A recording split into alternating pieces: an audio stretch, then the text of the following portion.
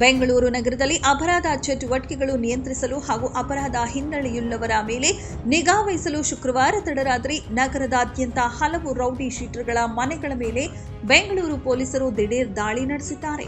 Halasuru, Banaswadi, Indiranagar, Hennur, Ramamurthy Nagar, Bharathi Nagar, Shivajinagar, Adugodi, Kumaraswamy layout, Tilak ನಗರ ಸೇರಿದಂತೆ ವಿವಿಧ police ಠಾಣಾ ವ್ಯಾಪ್ತಿಯ ರೌಡಿಗಳ ಮನೆಗಳ ಮೇಲೆ ಈ ದಾಳಿ ನಡೆಸಿ ಪರಿಶೀಲನೆ ನಡೆಸಿದರು.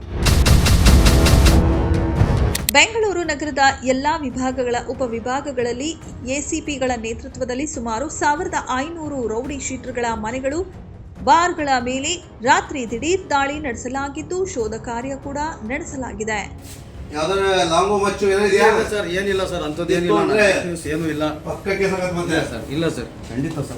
ಅಲ್ಲದೆ ರೌಡಿ ಶೀಟರ್ಗಳ ಪ್ರಸ್ತುತ ಕೆಲಸ, ಅವರ ಆದಾಯದ ಮೂಲ ಸೇರಿದಂತೆ ಮತ್ತಿತರ ವಿವರಗಳನ್ನು ಕಲೆ ಹಾಕಲಾಗಿದ್ದು ಅಪರಾಧ ಕೃತ್ಯಗಳಲ್ಲಿ ಭಾಗಿಯಾಗದಂತೆ ಅವರಿಗೆ ಎಚ್ಚರಿಕೆ ಸಹ ನೀಡಲಾಗಿದೆ.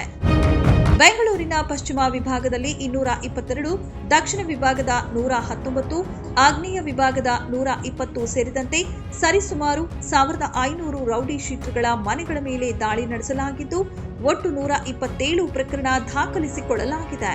ಸುಮಾರು 10 ಜನ ಮಾದಕ ಸೇವನೆ ಮಾಡಿರುವುದು ಇದುವರೆಗಿನ ಪರೀಕ್ಷೆಯ ವರದಿಯ ಮೂಲಕ ದೃಢಪಟ್ಟಿದೆ ಹಾಗೂ ವಾರೆಂಟ್ ಜಾರಿಯಾದ ಬಳಿಕವೂ ನ್ಯಾಯಾಲಯದ ಮುಂದೆ ಹಾಜರಾಗದೆ ತಲೆಮರೆಸಿಕೊಂಡಿದ್ದ ಕೆಲವರನ್ನ ವಶಕ್ಕೆ ಪಡೆಯಲಾಗಿದೆ.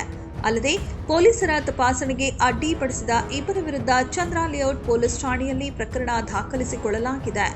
ಕರ್ತವ್ಯಕ್ಕೆ ನಿರತರಾಗಿದ್ದ ಸಿಬ್ಬಂದಿ ಮೇಲೆ ಹಲ್ಲೆಗೈದ ಆರೋಪದ ಅಡಿ ಇಬ್ಬರು ಪಾನಮತ್ತ ಆರೋಪಿಗಳ ವಿರುದ್ಧವೂ ಪ್ರಕರಣ ದಾಖಲಿಸಿಕೊಳ್ಳಲಾಗಿದೆ.